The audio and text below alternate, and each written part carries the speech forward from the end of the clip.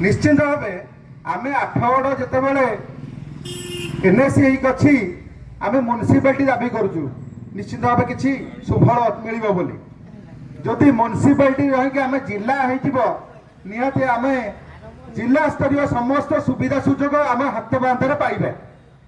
द्वितीय कथा आम साथी आम जो मान जोड़ुचे सेमती आठगड़ ब्लॉक सहित टिगिरिया बड़म्बा नरसिंहपुर से जो सुविधाटा कटक जाकि पाँच से आठगड़ सब डिविजन से जिलार सुविधाटा पाइपर एमती बहुत किसी अच्छी आठगड़ जदि जिला कर सब डिविजन भी हम नुआती नुआ सब डिविजन भी हम समस्त भाव संपूर्ण सहयोग रहिले संपूर्ण समस्त दल मत निर्विशेष समस्त आम लगे आम इच्छा शक्ति जब निश्चित आम सफलता लाभ करवा एवं आम आठगड़ को आम जिला भाव पाइपर मु समस्त कर्मकर्ता को समस्त बुद्धिजीवी मानू एथिपाई अशेष धन्यवाद दूची आज कार्यक्रम में सामिल होइथिबारु मते यही मंच कहर सुजोग देइथिबारु मु समस्त को धन्यवाद दूची। नमस्कार। धन्यवाद कुलु। अनुरोध करी मंच तले रही सांबादिक सत्यप्रकाश रथ मंच उपर को निमंत्रण करी जे सी जदिबा राजनैतिक व्यक्ति विशेष भाव में जनाशुना किंतु बर्तमान से धरित्र सांबादिक एवं आमर आठगड़ जिला क्रियानुष्ठान कमिटर समस्त संवाद से धरित्री परिप्रकाश करें जिला क्रियानुष्ठान कमिटी तरफ धन्यवाद दूचु।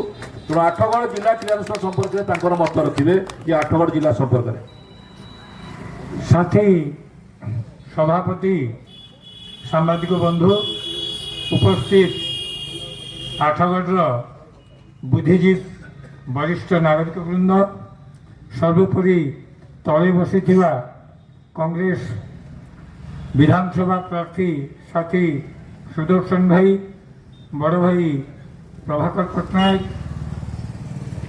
मु जिला दाबी की संपूर्ण समर्थन करती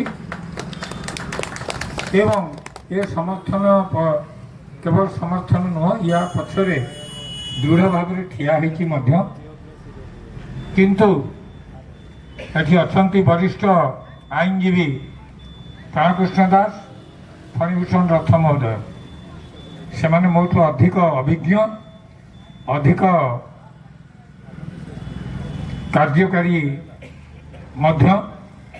मु किंतु दुई जन आगे अभियोग करी जड़े कनिष्ठ व्यक्ति हिसाब रे आम क्रियानुष्ठान कमिटी करचे जिला दाबी करचे किंतु जो परिकारे जो तरीकार आंदोलन हवा कथा आम कहीं करी पारी नाहे बोली मोर उद्बोध हो तार कारण है आम ये क्रियानुष्ठान कमिटी करचे प्रतीकात्मक धारणा देचे बहुत लोक ये करचे एठी बहुत लोग अभियोग कले जे राजनैतिक इच्छा शक्ति अभाव 1982 मसीह आज जाए ओडिशा रे जिला होई नहीं एवं मु श्रीजुक्त रथ एवं दास को कहि आपण माने जिला भाव इतिहास जानते से जो प्रकार परिस्थिति थिला तत्कालीन विधायक तत्कालीन मंत्री राधानाथ रथक अद्यम उद्यम इच्छा शक्ति जो आज आठगड़ उपजिला उपखंड हो सब डिविजन तार नहले अलग कौ जगह होता मुझे उठेगा चाहूना किंतु जो बड़ भाई आमर क्रियानुष्ठान कमिटी जिला दाबी नहीं पाखे सामर्थ्य अच्छी ये आंदोलन को आठगड़ ठार नरसिंहपुर जाए नवा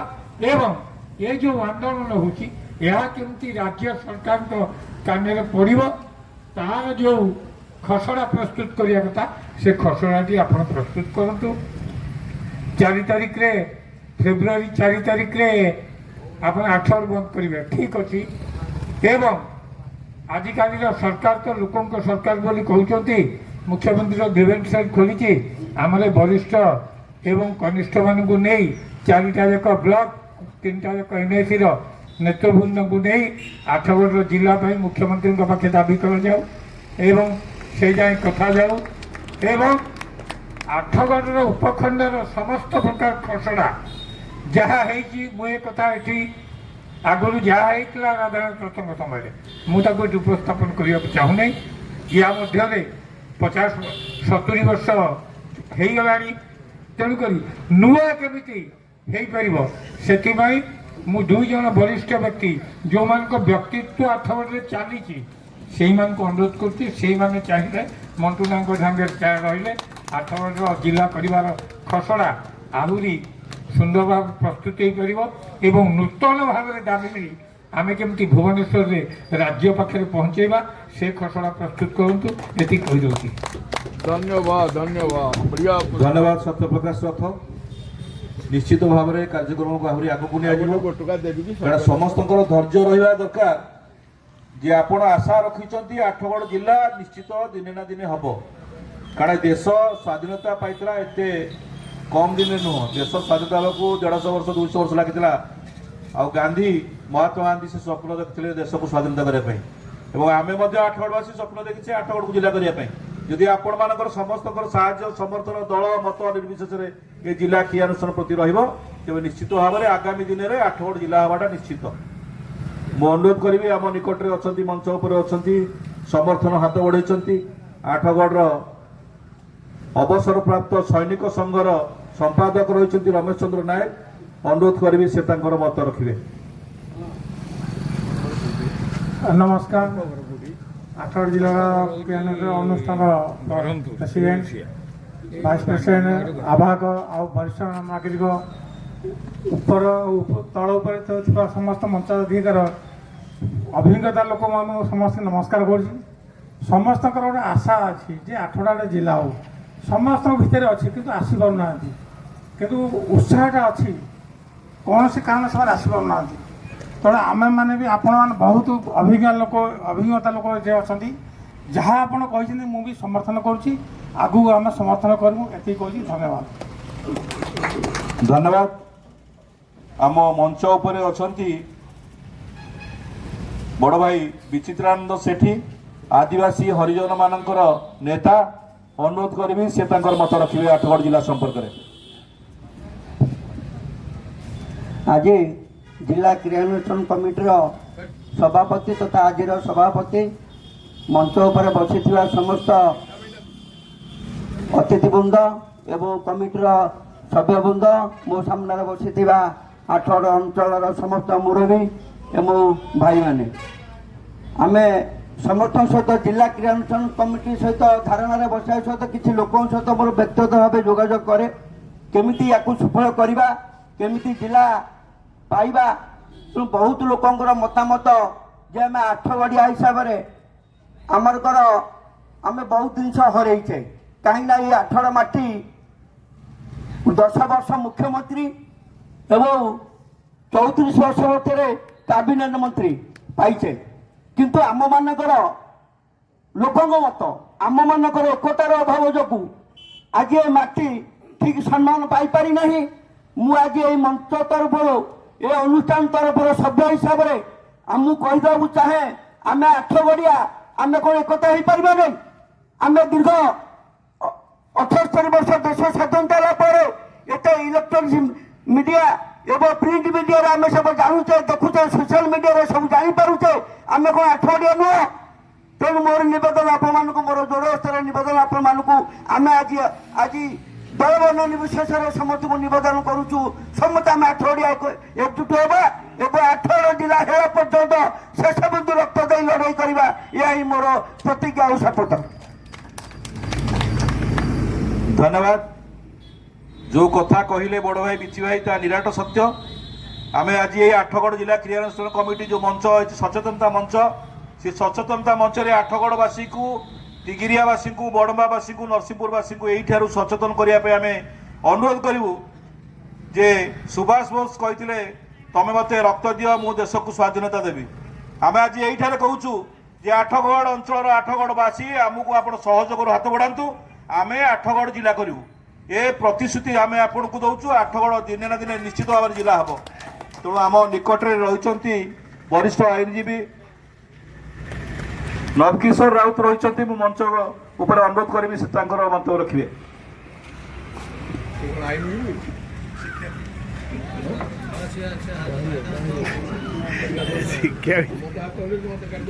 ଆଜିର ଆଠଗଡ଼ ଜିଲ୍ଲା କ୍ରିୟାନୁଷ୍ଠାନ କମିଟିର ସଚେତନ କାର୍ଯ୍ୟକ୍ରମ। ଏ ଅବସରରେ ଆମେ ଜାଣିଛେ ଯେ ଆଠଗଡ଼ର ଯୋଗ୍ୟତା ଏବଂ ମାନ୍ୟତା ରହିଛି। ଆଠଗଡ଼ ଗୋଟିଏ ଜିଲ୍ଲା ହେବା ପାଇଁ ପ୍ରଥମେ ମୁଁ କ୍ରିୟାନୁଷ୍ଠାନ କମିଟିର ସଭାପତି, ଉପସଭାପତି, ସମସ୍ତ ବରିଷ୍ଠ ନାଗରିକ ଏବଂ ମାନ୍ୟଗଣ୍ୟ ବ୍ୟକ୍ତିମାନଙ୍କୁ ସମ୍ମାନ ଜଣାଉଛି। ମଞ୍ଚର ତଳେ ଥିବା ସମସ୍ତ ଆଠଗଡ଼ର ଯେଉଁମାନେ କି ପ୍ରକୃତ ଆଠଗଡ଼ିଆ, ଆଠଗଡ଼କୁ ଭଲ ପାଆନ୍ତି, ସେହି ବନ୍ଧୁମାନେ ବସିଛନ୍ତି। ଆଗ୍ରହ ଅଛି ଯେ ଆଠଗଡ଼ ଜିଲ୍ଲା କିଭଳି ଭାବରେ ହେବ। ଅନେକ କଥା ତ ଆମର ବକ୍ତବ୍ୟ ରଖିଛନ୍ତି ବନ୍ଧୁମାନେ। ଛୋଟିଆ କଥା କହିବି ଯେ ଆଠଗଡ଼ ଜିଲ୍ଲା ହେବା ଯଥାର୍ଥ ଭୌଗୋଳିକ ଦୃଷ୍ଟିକୋଣରୁ ଦେଖିବାକୁ ଗଲେ ଏହା ଆମର ଉପଯୁକ୍ତ ଦାବି ଯେ ଆମେ ଆଠଗଡ଼ ଜିଲ୍ଲା ହେବାର ଆବଶ୍ୟକତା ରହିଛି। ଏବେ ଆଲୋଚନା ହେଉଥିଲା ଯେ ଆମେ ଜନସଂଖ୍ୟା ଦୃଷ୍ଟିକୋଣରୁ ମଧ୍ୟ ସ୍ୱାବଲମ୍ବୀ ଅଛେ, ରାଜନୈତିକ ଦୃଷ୍ଟିକୋଣରୁ ମଧ୍ୟ ଉଣା ନାହିଁ। ଗୋଟିଏ କଥା ହେଉଛି ଆଠଗଡ଼ ସବ୍ ଡିଭିଜନ ହେଡକ୍ୱାର୍ଟର, ଯୋଉଠିକି ଇନଫ୍ରାଷ୍ଟ୍ରକ୍ଚର ରହିଛି, ବିଭିନ୍ନ କୋଟା ବାଡ଼ି ଅଫିସ ପତ୍ର ରହିଛି, ଯୋଉଠିକି ଆମର ଗୋଟିଏ ଜିଲ୍ଲା ସ୍ତରୀୟ କାର୍ଯ୍ୟାଳୟ ପ୍ରତିଷ୍ଠା କରିବା ପାଇଁ ବିଶେଷ ସମସ୍ୟା ନାହିଁ। ସରକାରକୁ ଆଉ ଅଧିକ ଖର୍ଚ୍ଚ କରିବାକୁ ପଡ଼ିବ ନାହିଁ। ବଡ଼ କଥା ହେଲା ଶରତ ଭାଇ ଯାହା କହୁଥିଲେ ଯେ ନରସିଂହପୁର ଲୋକଟି sub division district headquarter Cuttack ଗଲା ବେଳକୁ ଦିନକରେ ସେ କାମଟି ବୁଝିକି ଆସିପାରୁନି। ସେଠି ଦରକାର ହେଲେ ବନ୍ଧୁବାନ୍ଧବ ଘରେ ରହିବାକୁ ପଡୁଛି କିମ୍ବା ହୋଟେଲରେ ରହିକି ତା କାମ ବୁଝିକି ତା ବାସି ଦିନ ଫେରୁଛି। ଆମେ ଜିଲ୍ଲା ଭାବରେ ଆମ ହାତ ପାହାନ୍ତରେ ଯଦି ପାଇବା ସମସ୍ତ ସୁବିଧା, ସମସ୍ତ ଡିଷ୍ଟ୍ରିକ୍ଟ ଲେବୁଲ ଅଫିସ ସବୁ ଏଇ ଆଠଗଡ଼ରେ ହେଇପାରିବ। ଆମକୁ ଆଉ ଏତେ ଧାଇଁବା ଦରକାର ପଡ଼ିବ ନାହିଁ କଟକ। ତେଣୁ ସମସ୍ତେ ନରସିଂହପୁରଠୁ ଯେ ଆଠଗଡ଼ ପର୍ଯ୍ୟନ୍ତ ସମସ୍ତେ ଏହି ସୁବିଧା ସହଜରେ ହାସଲ କରିପାରିବେ। କଥା ହେଉଛି ଆନ୍ଦୋଳନର ଯେ ସମସ୍ତଙ୍କର ଆଗ୍ରହ ରହିଛି ଯେ ଆଠଗଡ଼ଟା ଜିଲ୍ଲା ହଉ, ଏହା ହେଉଛି ସ୍ୱାଭାବିକ କଥା। କିନ୍ତୁ ଆମେ କେହି ଆଗକୁ ବାହାରୁନେ, ଆସୁନେ। ସବୁଠୁ ବଡ଼ କଥା ଆମ ପାଇଁ ଯେତିକି ଜନସଚେତନତାର ଆବଶ୍ୟକତା ରହିଛି ଆମେ କରିପାରିନେ। ଏଇଟା ହେଉଛି ଆମର ଅପାର କଥା, ଆମେ ଦର୍ଶାଇ ପାରିନେ। ଯାହାକି ମଣ୍ଟୁ ଏଇନା ସେଇ କଥା କହୁଥିଲେ, ମୋର ମନେ ପଡୁଛି ସ୍ୱାଧୀନତା ସଂଗ୍ରାମ ହେଇଥିଲା, ଦୀର୍ଘ ବର୍ଷର ଆନ୍ଦୋଳନ, କିନ୍ତୁ ଆମକୁ ସ୍ୱାଧୀନତା ଦେଇଥିଲା ଗୋଟେ ଛୋଟିଆ କଥା, ଯୋଉଟାକୁ ହଉଛି ଲବଣ ସତ୍ୟାଗ୍ରହ। ମହାତ୍ମା ଗାନ୍ଧୀ କହିଥିଲେ ଯେ ଆମେ ଲବଣ ସତ୍ୟାଗ୍ରହ କରି, ସେତେବେଳେ ତାଙ୍କୁ ଅନେକ ଲୋକ ଥଟ୍ଟା କରିଥିଲେ, ଆରେ ଏତେ ଆନ୍ଦୋଳନ କଲେ, ଏତେ ଲଢ଼େଇ କଲେ, ହେଇପାରିଲାନି, ଏ ଲବଣ ସତ୍ୟାଗ୍ରହ ହେଲେ କ'ଣ ହବ? ଗୋଟେ ଲୁଣ ମରା ଆଇନକୁ ବିରୋଧ କରିବା, ତା ମୂଳରେ ଗୋଟେ ତତ୍ତ୍ୱ ଥିଲା ଯେ ଲୁଣଟା ହେଉଛି ସମସ୍ତଙ୍କର ନିହାତି ଦରକାରୀ ଜିନିଷ, ଯୋଉଟାକି ସବୁ ଲୋକ ଏଟାକୁ ଅନୁଭବ କରିପାରିବେ ଯେ ଆମ ବାରିକଡ଼ରେ ହେଉଛି ସମୁଦ୍ର, ଲୁଣ ପାଣି, ଆମେ ମୁଠାଏ ଲୁଣ ମାରିକି ମଧ୍ୟ ମାଗଣାରେ ଖାଇପାରିବା। କିନ୍ତୁ ସରକାର ତା ଉପରେ କଟକଣା କରିଛନ୍ତି ଏବଂ ଆମେ ସରକାରଙ୍କଠୁ କିଣିକି ଲୁଣ ଖାଉଛେ, ଯାହାକି ମାହାଳିଆ ଭାବରେ ଖାଆନ୍ତେ। ଏଇ କଥାଟି ସମସ୍ତଙ୍କ ମନକୁ ଛୁଇଁଲା ଯେ ଆମ ଚାରିକଡ଼ରେ ତିନି ପାର୍ଶ୍ୱରେ ସମୁଦ୍ର ଅଛି, ଆମେ ଲୁଣ ଗଣ୍ଡାଏ ବିଦେଶୀ ସରକାରଙ୍କଠୁ କିଣିକି ଖାଉଛେ। ଏଇ କଥାଟା ସମସ୍ତଙ୍କ ମନ ଭିତରକୁ ଘେନାଗଲା।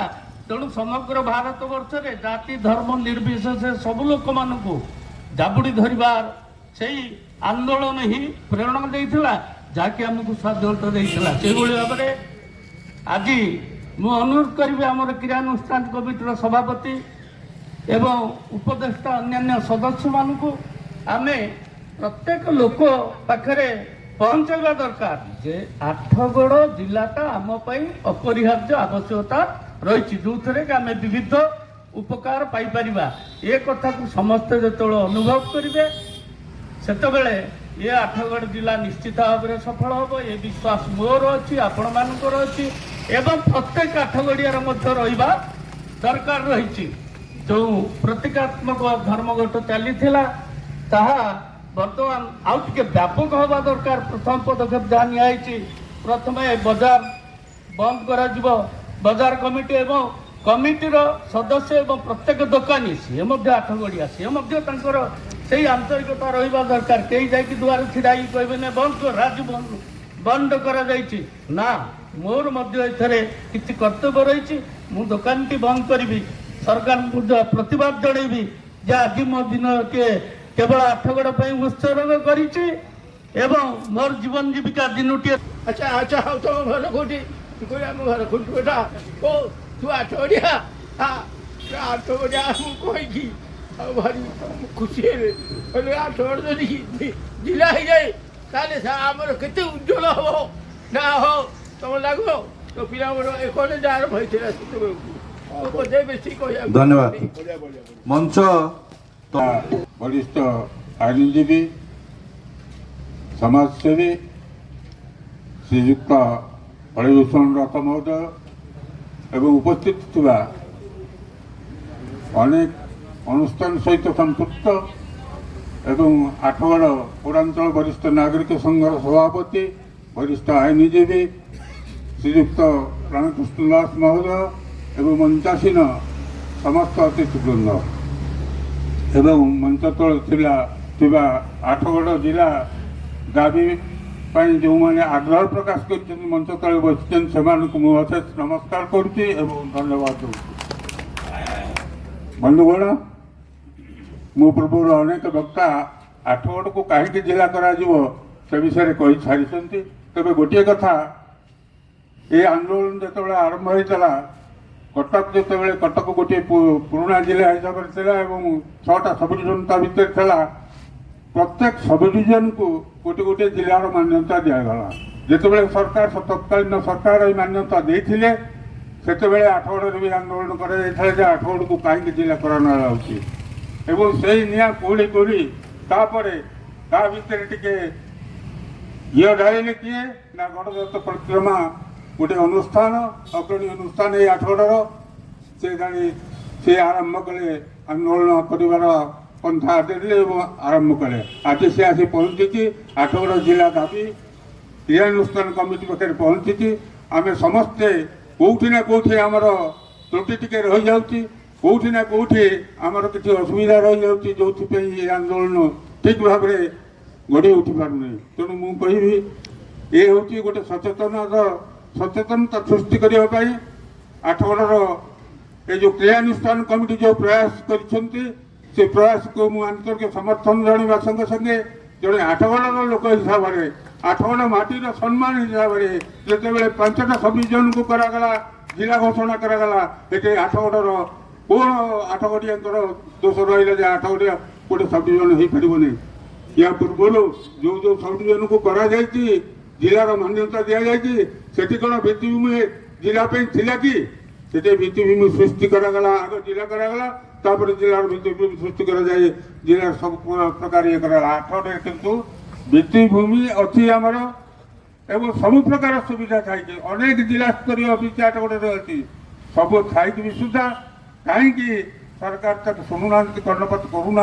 से आमको जोरदार आंदोलन करने को पड़ो आठगड़ माटी आंदोलन करने को पड़ो आठगड़वासी सचेतन हवा दरकार जे आठगड़ को दिने जिला आम करवा जो सरकार आमको जिला मान्यता देना आम केमी मान्यता आदाय करवा से विषय आम समस्ते एकजुट हवा उचित एवं जो तरीका आम आपको आपणेबा से तरीका आम पाखे वरिष्ठ आईनजीवी 2 जन जो मैंने दायित्व नहीं जहाँ व्यक्तित्व आठगड़ सर्वसाधारण जनाशुना से ये दायित्व नहीं ने बंदी था पर्यंत ये लड़ाई करने आम अनुरोध करुचु जे आठगड़ माटी आठगड़ लोकों आठगड़ वरिष्ठ नागरिक आठगड़ व्यवसायी आठगड़ चाषी समस्त जिलार आवश्यकता रही तेणु आठगड़ को गोटे जिला करा आठगड़ जिला जो पर्यंत नई ଆଠଗଡ଼ର ମାଟିର ସମସ୍ତେ ଯେତେ ଯୋଗ୍ୟ ସନ୍ତାନ ଅଛନ୍ତି ଆଠଗଡ଼ର ସମସ୍ତେ ଏକଜୁଟ ହେବା ଏବଂ ଆଠଗଡ଼ର ଗୋଟିଏ ଜିଲ୍ଲା କରିବା ପାଇଁ ଆମେ ସମସ୍ତେ ଆଗଭର ହେଇ ଆସିବା। ଆଠଗଡ଼ ଜିଲ୍ଲା ହେବ, ଏହା ଆମର ଦାବି। ଆମେ ଆଠଗଡ଼ିଆ, ଆଠଗଡ଼ର ଗୋଟିଏ ଜିଲ୍ଲା କରିବା ପାଇଁ ଆମେ ଦାବି ଜଣାଉଛୁ। ମୁଁ ଏତିକି କହି ମୋର ବକ୍ତବ୍ୟ ରଖୁଛି। ଜୟ ହିନ୍ଦ।